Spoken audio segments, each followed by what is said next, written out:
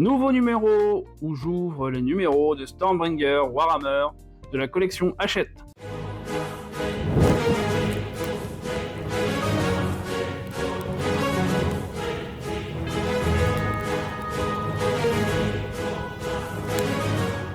Alors, nouveau numéro, le numéro 14.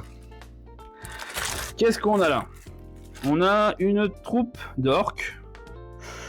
Ouais, on en a déjà eu, on va voir ce que ça donne au niveau du numéro. Comme d'hab, des impacts, hein. Vous connaissez mon amour pour le service Hachette. Ça reste une très bonne offre, mais au niveau du service, ça laisse à désirer. Hop là.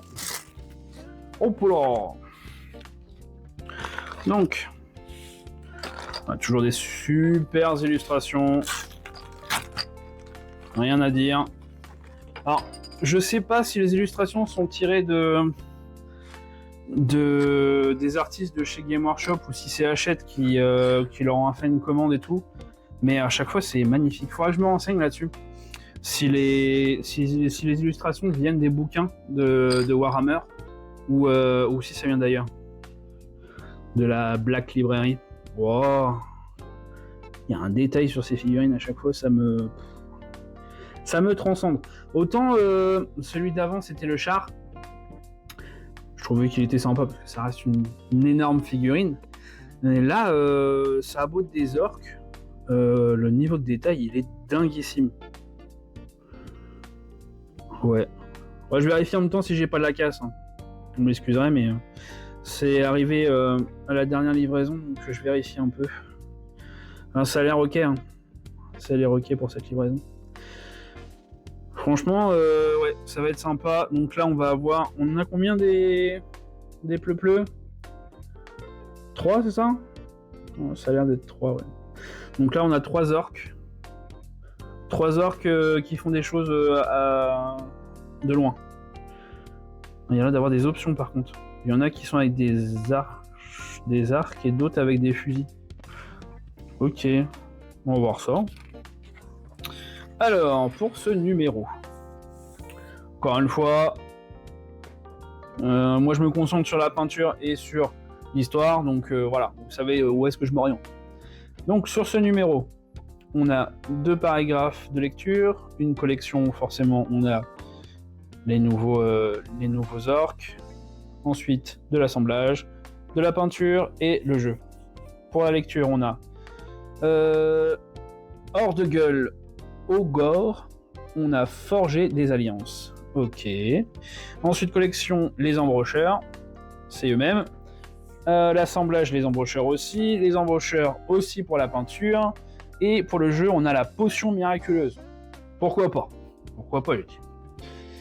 Alors, les ors de gueule. Qui c'est que ça, les ors de gueule? Ils ont pas l'air très gentils non plus. On a un mélange entre des géants et des...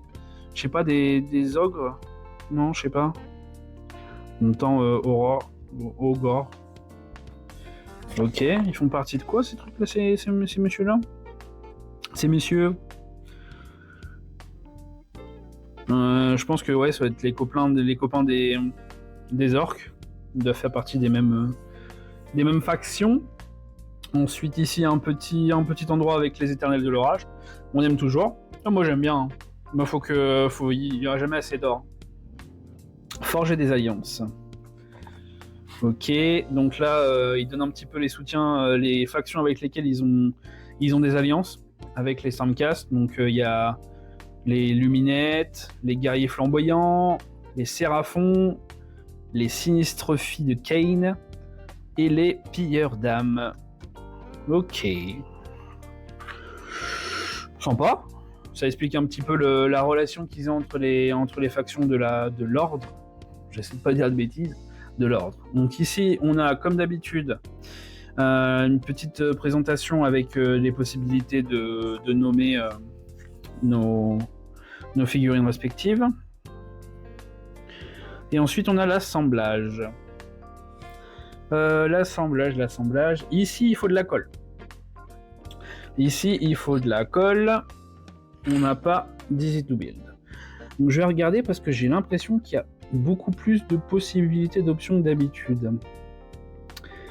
Parce que... Attendez, je vais voir si je dis pas de bêtises. Donc là, oui, bah faut couper ça, vous connaissez hein, le truc. Il y a déjà eu des figurines qui n'étaient pas en easy to build avant. Donc là, il rajoute ça. Ah non, c'est par-dessus. Par-dessus la 3e corde. Non. Je dis des bêtises. Donc ça, c'est pas des... Alors je pensais qu'ici, ça, c'était des arcs. Mais non, c'est pas des arcs. C'est directement sur les bouts de bois ici. Et du coup, ça forme des arbalètes. Des grosses arbalètes. Je pensais que c'était des fusils. On n'est pas dans cet univers. Malgré que je crois qu'il y a des factions qui ont des genres de fusils ou de pistolets. Mais pas dans celle-là. Ça me paraissait bizarre. Moi, je préfère le côté médiéval fantastique, donc ça m'arrange. Donc là, ouais, on a des arbalètes, ok. Est-ce qu'on a des possibilités de switcher deuxième recherche, vous avez un aspect une fois entièrement assemblé. Ok. Bon, j'aurai des nombres de têtes, hein, ce sera plus facile. Donc on en a normalement 3. Ici, j'ai déjà 1, 2, 3, 4 têtes, 5 têtes. Ouais, il y a beaucoup plus de têtes que de corps. Donc il va y avoir à réfléchir quelle tête on choisit. Alors vérifiez bien, c'est tout bête, mais vérifiez bien les petits ergots qu'il y a sous les têtes, parce qu'ils vont pas forcément aller sur tous les corps. Alors, je sais pas si vous voyez bien, mais là, il y a des petites formes en dessous des têtes. Là aussi, et des fois, on peut pas mettre toutes les têtes sur tous les corps. Bah, là, j'ai l'impression qu'ils sont toutes utilisables, ils se ressemblent tous. Ouais. Ici, c'est... Bon, bah ça va, c'est cool. Parce que du coup, on pourra voir où on les met. Ça, c'est pas mal. Ceux qui veulent s'amuser à mettre un petit coup de... c'est bien. Un petit coup de perceuse pour après mettre des aimants, pour pouvoir inverser les têtes, ils peuvent le faire. Parce que là, en plus, on est vraiment sur le même gabarit de tête. Donc, c'est cool. Donc, il y en a avec casque, avec des pointes, d'autres sans pointe. Et puis, je crois que c'est tout. Puis, il y en a aussi, on peut rajouter un casque par-dessus. Ok. Bon, on va aussi s'amuser avec ça. Hein. On verra à la fin de la vidéo ce que ça donne. Et n'hésitez pas en commentaire à me dire ce que vous pensez des peintures que je fais. Je me bute quand même à la peinture pour vous en partie, parce que j'aime quand même faire de la peinture, donc ça va, ça me va. Hein.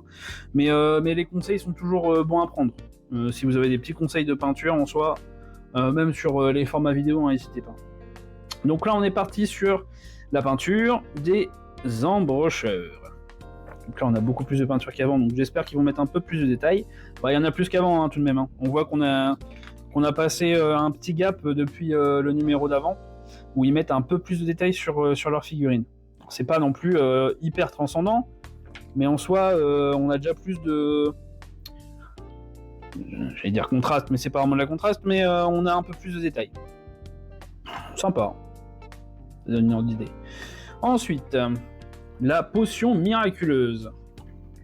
Qui disait ça? Embrocheur, c'est peut-être règle utilisée. Condition de victoire. Ok.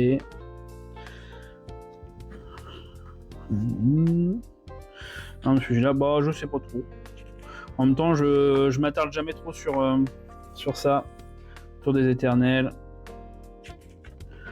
Ok, ouais, bah pourquoi pas, hein, écoutez. Les règles, ça a jamais été trop mon fort, hein, vous avez dû le remarquer à force de numéros.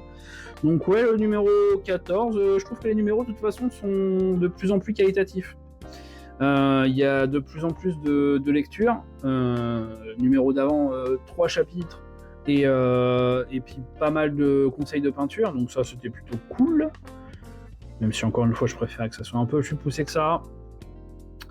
Et ouais, encore de magnifiques illustrations. Rien à redire, à voir ce que ça va donner au niveau peinture, et à la prochaine.